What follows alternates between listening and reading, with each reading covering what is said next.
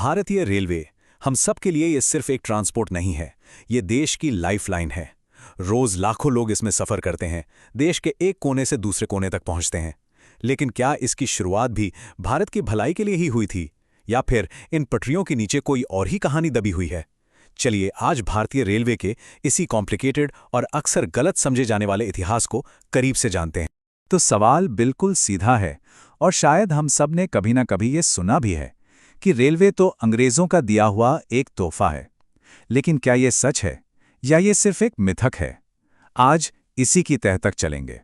देखिए, एक जो आम कहानी सुनाई जाती है वो ये है कि अंग्रेज़ों ने भारत को मॉडर्न बनाने के लिए, यहाँ के लोगों की भलाई के लिए ये इतना बड़ा रेल नेटवर्क बनाया कि ये एक ऐसा गिफ्ट था जिसने भारत को जोड़ा और तरक्की की पटरी पर दौड़ाया।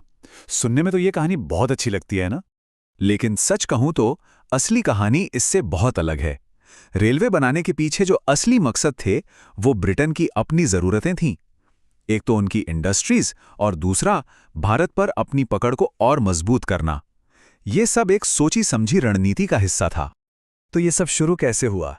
देखिए, रेलवे का आइडिया तो 1832 में ही आ गया था, लेकिन इस पर असली काम तेजी से शुरू हुआ 1840s के दशक में। क्यों?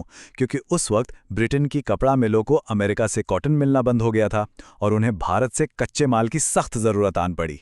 फिर 1853 में पहली पैसेंजर ट्रेन चली और 1857 के गदर के बाद तो अंग्रेज़ों को साफ समझ आ गया कि अपनी फौज को तेज़ी से इधर उधर ले जाने के लिए रेलवे से बेहतर कुछ नहीं हो सकता।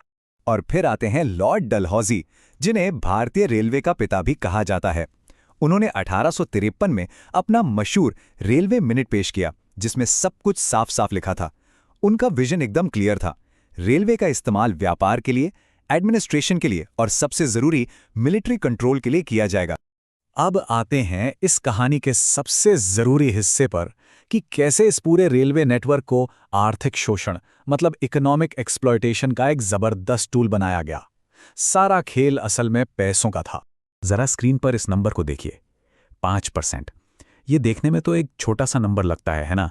लेकिन मैं आपको बताता हूं, भारत में रेलवे बनाने के पीछे जो पूरा कॉलोनियल खेल था उसका राज इसी नंबर में छिपा है। तो क्या था ये 5% का चक्कर? ये एक गारंटी थी। ब्रिटिश इन्वेस्टर्स को कहा गया कि आप इंडियन रेलवे में पैसा लगाइए और आपको हर साल 5% का रिटर्न मिलेगा ही मिलेगा। और ये पैसा ये गारंटी कहाँ से आ रही थी? जी हाँ, हम भारतीयों के दिए हुए टैक्स से। मतलब भारत अपने ही शोषण के लिए खुद पैसा दे रहा था। कमाल की स्कीम थी। ये स्लाइड पूरी कहानी को एकदम साफ कर देती है। एक तरफ थे अंग्रेजों के लक्ष्य और दूसरी तरफ थी हम भारतीयों की हकीकत। उन्हें भारत से कच्चा माल चाहिए था, अपने बने हुए सामान से हमारे बाजारों को भरना था और अपनी फौज को तेजी से घुमाना था। और इसका नतीजा क्या हुआ? हमारे स्थानीय उद्योग तबाह हो गए। आम लोगों को जानवरों की तरह तीसरी श्रेणी के डिब्बों में सफर करना पड़ता था और अच्छी नौकरियां सिर्फ यूरोपियन लोगों के लिए थी। जाने माने लेखक और इतिहासकार शशि थरूर इस बात को बहुत सीधे शब्दों में कहते हैं। उनके मुताबिक रेलवे पूरी तरह से ब्रिटिश फायदे के लिए बनाया गया एक साधन था। अगर इससे हम भारतीयों को कोई फायदा हुआ भी तो वो बस गलती से हो गया, किसी प्लान का हिस्सा नहीं था। यहां तक तो ये कहानी सिर्फ लूट और शोषण की लगती है, लेकिन इतिहास की सबसे मजेदार बात यही है कि वो कभी भी सीधा नहीं चलता। इस कहानी में एक बहुत बड़ा ट्विस्ट आना अभी बाकी था।